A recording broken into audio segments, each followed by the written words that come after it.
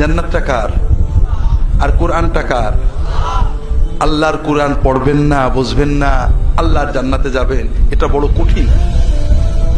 যদি ঈমান বাঁচাতে চান, আলেমদের মুখে শুনতে হবে, ওয়াজ শুনতে হবে, সব ঠিক আছে, মশলা শুনতে হবে, কিন্তু সাথে সাথে একটা কাজ করতে হবে, সেটা হলো আল্লাহর কোরআন পড়তে হবে। কথা বোঝেননি?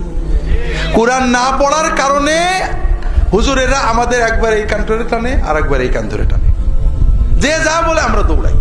আল্লাহ তাআলা কোরআনের প্রথম আয়াতে প্রথম কথা কি নাজিল করেন? ইকরা, ইকরা বিসমি রাব্বিকাল্লাযী খালাক।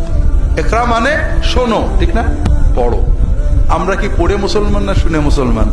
আল্লাহ বললেন পড়ে মুসলমান হও, পড়ো পড়ো পড়ো। আমরা মারা যাওয়ার পরে ফেরেশতারা আমাদের তিনটে প্রশ্ন করবে, জানেন তো?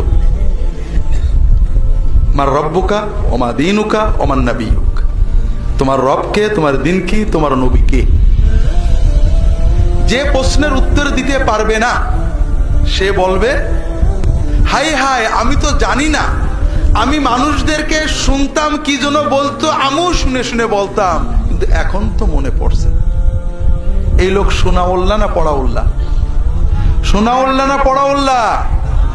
আমার বড় ভয় হয় শুধু শোনাউল্লাহ হয়ে ভাইয়েরা নাজাত পাওয়া যাবে কিনা আল্লাহই ভালো জানে।